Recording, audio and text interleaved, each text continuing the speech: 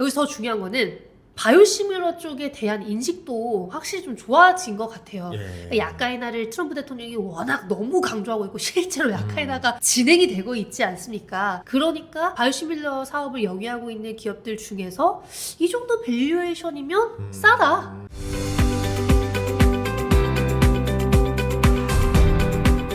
이제 새해가 밝았습니다. 지금 코스피가 4,400이 넘으면서 네. 삼성전자랑 SK 하이닉스는 어마어마하게 오르고 있는데 네. 우리 바이오 어떡할 거냐? 네. 우리 바이오도 그 정도 따라가야 되는 거 아니냐? 네. 또 라는 분들이 많아서 제가 모셨습니다. 네. 우리 강하나 대표님 반갑습니다. 아, 네, 안녕하세요. 아유, 제가 자꾸 연거님이라고 해서 자꾸 네. 근데 박사님이라 불러도 되지 않나요? 한 2월 정도부터, 2, 3월 정도부터는 가능하실 것 같아요. 알겠습니다. 예. 저희 좀 궁금한 게 지금 이제 우리 바이오도 좀 돈을 벌어야 된다. 그리고 또 저번 주에 대형주에 좀 기미가 보이는 게 셀트리온도 10% 넘게 오르면서 맞아요. 이제 드디어 바이오도 대형주 오르는 거 아니냐 이런 얘기들이 나왔었어요. 예, 좀 어떻게 보세요? 바이오 전반적으로? 아직까지는 기회가 있다라고 기회가 있다? 생각합니다. 물론 최근에 12월 말 대주주 양도세 회피 물량이 나오면서 어느 정도의 조정이 있기는 했습니다. 그리고 반도체가 너무 좋았었던 것도 수급이 반도체 쪽으로 몰리면서 바이오의 수급이 좀 빠졌던 것도 당연히 있었던 것 같은데요. 그럼에도 불구하고 전반적인 시세 흐름을 봤을 때는 아직 끝난 건 아니라고 전 생각을 하고 있고, 바이오에 있어서 가장 중요한 이슈 중 하나, 금리 인하가 아직 끝나지 않았다라는 것. 우리나라 말고 미국 금리가 중요하잖아요. 그러니까 이제 금리 인하도 아직은 끝나지 않았고, 예. 바이오가 구조적인 성장을 작년부터 확실하게 하고 있는 상황에 거기에 대형 바이오주, 아까 말씀 주신 뭐 셀트리온 혹은 최근에 분할 상장한 삼성바이오, 삼성에피스홀딩스가 다 너무 강한 상황에 바이오 섹터를 안 볼 이유는 아직은 없다고 생각을 하고 있고요. 코스피가 너무 올랐지만 예. 상대적으로 코스닥은 덜 올랐잖아요. 아, 그쵸. 그렇죠? 예. 근데 이제 정부가 코스닥 활성화 정책을 계속해서 언급을 해주고 있다는 것 자체가 코스닥을 버리진 않을 것 같다. 근데 코스닥을 올리기 위해서는 바이오가 무조건 올라야 된다. 코스닥 상위 10개 종목 중에서 제가 알기로 5개 이상이 다 바이오예요. 그쵸. 그러니까 네. 바이오가 무조건 올라야만 하는 상황이. 그리고 알테오젠도 이제 코스피 이전 상장을 하지 않습니까? 그러면 그 자리를 또 메꿀 바이오 기업들이 나오겠죠. 요새 저는 좀 주식 보면서 특징이 뭐냐면 대형주 전성시대 같이 느껴졌었어요. 그러니까 대형주가 엄청나게 오르고 소형주들은 좀 소외되는 모습을 봤을 때 만약에 올해 바이오가 올라간다 하더라도 대형주 위주로 가지 않겠는가.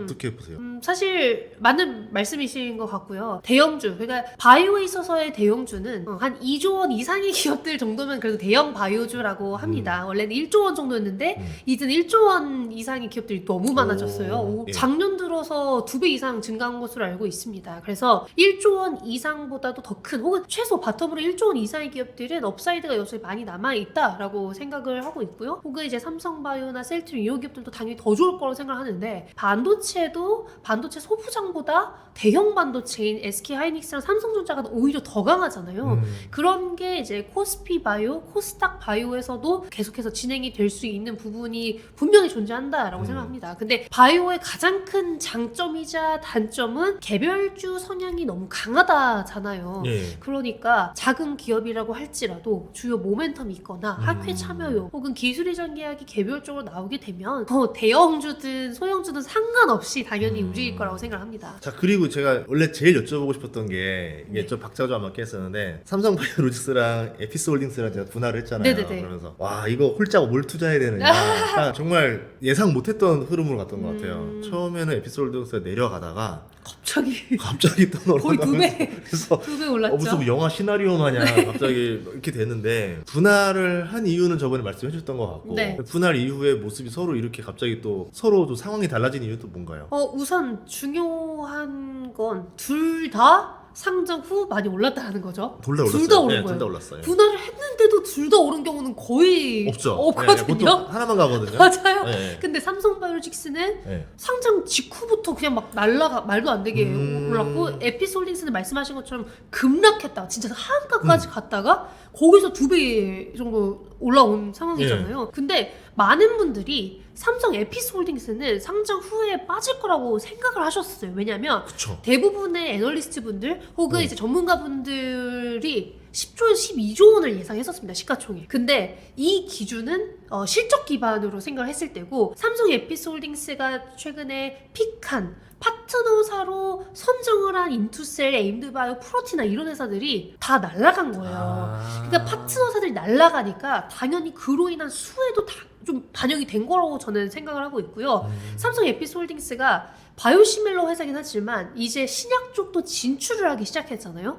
이 신약 쪽에 대한 리레이팅이 필요하다라는 인식이 많이 생긴 것 같습니다. 그리고 이제 마지막으로는 패시브 자금이 아무래도 더 크게 작용을 한 것 같은데 셀트리온이 좀 많이 올라오면서 네. 혹은 셀트리온이 잘하면서 셀트리온보다 싸다 이렇게 그냥 심플하게 접근을 하시는 네. 분들도 계시고요. 그 다음에 이제 패시브 자금 유입을 기대하고 그걸 기대하고 투자한 분들이 꽤나 많다고 하더라고요. 그래서 그런 수급적인 요인이 굉장히 컸던 걸로 예상이 됩니다. 가 네. 그 바이오주를 편입하는 뭐 공식 같은 게 있어요. 뭐 예를 들어 대형 바이오도 올랐지만 말씀하신 대로 이렇게 분할 상장한 이후에 갑자기 ETF가 편입을 확 늘리면서 올라가기도 하고 신규 상장했던 뭐 프로티나 이런 것도 네네. ETF에서 막 비중을 막 늘리면서 또 올라가기도 하고 그래서 뭐 공식이 있는지 궁금했었거든요. 일단 액티브는 당연히 없고요. 액티브는 매니저들의 선택이다 보니까 그분들이 봤을 때 모멘텀이 있거나 시장성, 방향성에 맞는 종목들의 비중을 많이 늘려 나가시는 걸로 저는 보여지고요.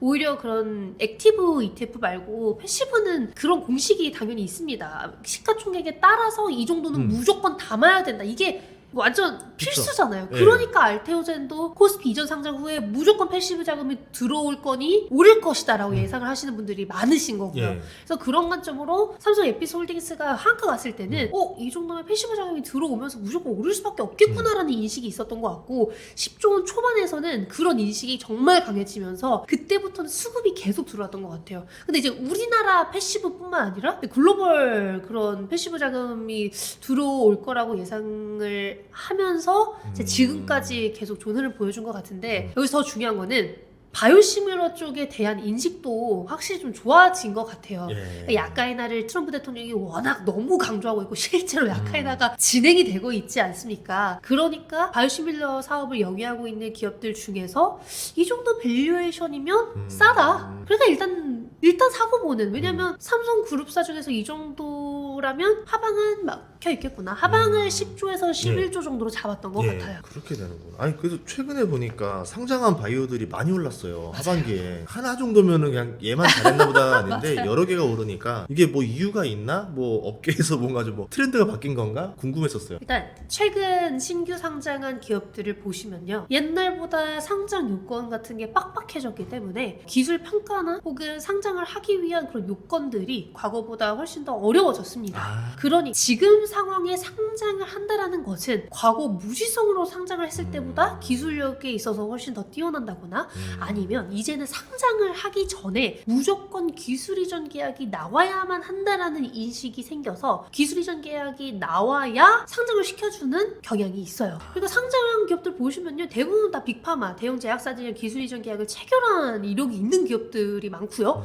혹은 매출액이 빠르게 늘어나면서 적자폭이 감소하고 있는 기업들이 굉장히 많습니다. 그렇다라는 것은 이 기업이 단기적으로 돈을 벌 수 있다라는 기업이라는 것이고 돈을 번다면 상장을 안 시켜줄 이유가 없잖아요. 그러니까 요즘 상장하는 기업들은 옛날 기업들보다 뭔가 조금이라도 나은 부분이 하나라도 있는 것이지 않느냐 이런 인식이 이제 확실해진 것 같아요. 근본들이 나온다. 맞아요. 그리고 이제는 상장할 때 좀 싸게 해요. 오. 옛날에는 비싸게 하자였는데 약간 예시로 들면 작게 나와서 크게 키우자, 뭐 애기들도 막 작게 나와서 크게 키우자 이런 말들을 하시잖아요. 이것도 싸게 상장해서 비싸게 올리자. 어차피 우리 모멘텀 있다. 우리 기술력 인정받고 매출 늘어나고 기술 이전 나오면 어차피 올라간다 시총은. 이런 관점으로 이런 대표님들 혹은 바이오 기업 임원진분들도 그냥 상장부터 하자. 어차피 기업의 가치는 찾아간다. 이런 인식이 강해진 것 같아요. 안 그래도 요새 또 보니까 미국 빅파마들 제가 시총을 한번 싹 봤는데 거의 1,000개 해명을 했더라고요. 맞아요. 예를 들어서 우리 항상 근본이라 불렀던 머크라던가 네네네네. 이런 데들이 존슨앤존슨 얘들 힘을 전혀 못 쓰고 음. 내려오고 오히려 뭐 일라이릴리 같은 데들이 확 올라가고 요새는 그러지 않았던 것 같은데 그래서 알아보니까 이제 글로벌 빅파마들도 신약 특허 만료 기간이 임박한 것들이 매출이 꽤 커지고 있다. 그런 이유로 주가가 떨어지거나 이제 안 오르거나 그러더라고요. 그러면 이제 바이오 주식 트렌드도 좀 바뀌지 않겠나 싶은데 올해 어떻게 보세요?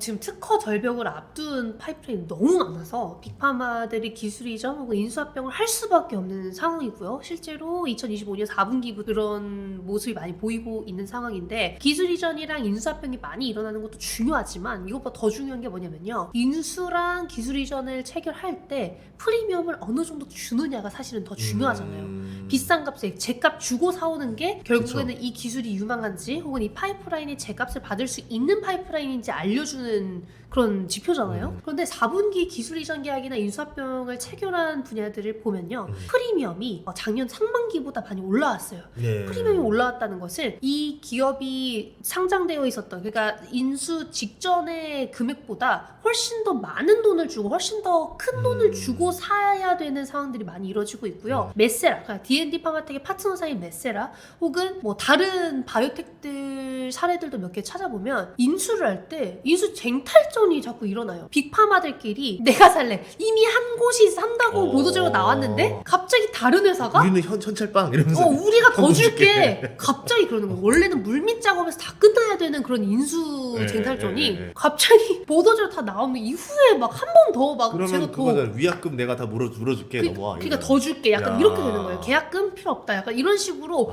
인수 쟁탈전이 좀 괜찮은 약이 있으면 그렇게 쟁탈전이 일어나기 시작했고 바뀌었다.